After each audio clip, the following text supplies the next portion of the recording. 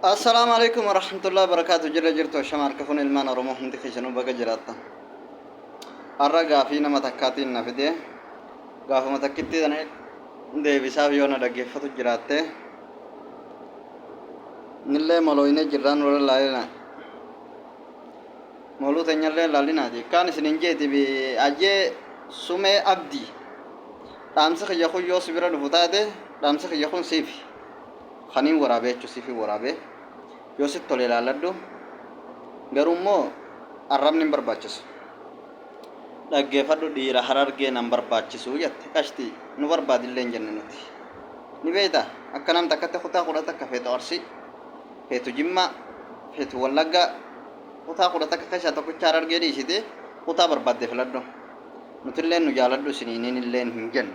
akka jechuudha atimma akka shamarran harargee bakka buutee taasoyteemi akkuma shamarran harargee bakka buutee haasoyteetti qashtiyyee nutillee nu filadhaa isiniin hin jenne nu barbaadaa isiniin hin jenne خلاص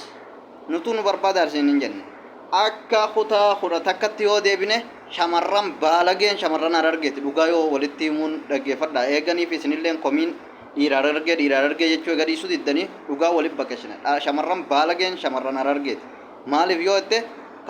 taqaalii jaarsaan goones shamarran harargeeti tajaarsaan rabsitus shamarran argee takkanaafiti deemi kutaa hor takka ja takkanaafiti eeganiif dubbii kana siikkaas nuti waan takkan dubbanne dubbii tana siif fide ammallee viidiyoo teetii siif fiduu danda'a shamarran baalageen qaalii jaarsaan goone tajaarsaan rabsitu ta'u huccuu ol suuqattee dhagaa gurrattee jaarsatumtu shamarran harargeeti maal fiddaree kunu if beeytan namuu if beeytaniiti tan dhaabbattee jaarsatumtu shamarran harargeeti tajaarsaan rabsitu shamarran harargeeti ta ol baatee asirraa dhiira harargee jettee rabsitus shamarran harargeeti tun shamarran akkam yoo jettanii dhugaana gaafattanii ta afur heerumtee shanaffaa heerumtee jaaffaa heerumtee torbaffaa deemtu ta saddeet heerumtee saylaffaa deemtu maal fiddarree khalaas dhugaa yoo walitti himuun aara fiddu taate kun olaal dhugaasaniin isinitti himanii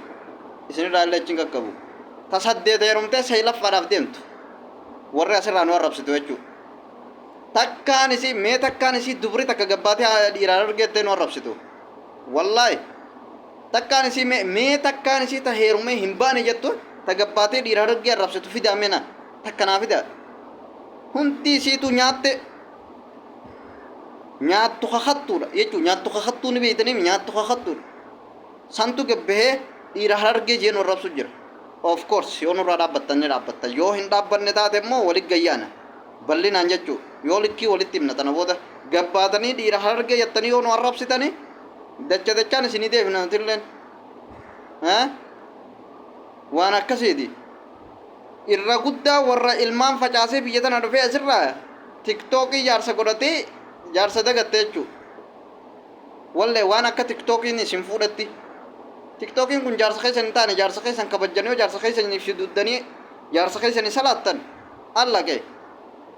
wanni isin barattan markaza keessa teessanii saaboota gayyaatanii tiktok irraa nama arrabsitan wanni isin barattan yoo taate takkitti masaanu mee dhalaa shamarran takkanaa fidame barnoota barattee waa'ee jaarsaa barattee gabbaatee waa'ee jaarsaa mirga jaarsaa dirqama jaarsi irraa qabu barattee gabbaate naa fidame hundi isii yoo wanni isiin barattu waa'ee masaanuu baratti bas dhiirti takka gabbaatee dirqama akkanuma shamarran hin laaltu yoo isiin akka garan qabaanne yoo isiin yaa'ii malee hin qabaanne yoo isiin hogguu ol deebite dhaguma jaarsa gurratte kunoo arra yoo wal fuudhan boruchi deemteeti akka afaan oromooti habiibti nurraa yoo gabbuutan nurraa gabbu'a nuti dhiirti harargee humaan taane kabaja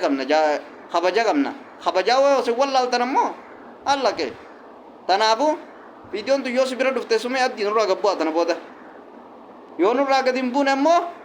gabbaanee dhugaa walitti himna nuti isiniin hin qixxaannu jechuudhaaf amma tana duraatu cal jenna malee tanaafu gahee nurraa gabbu'a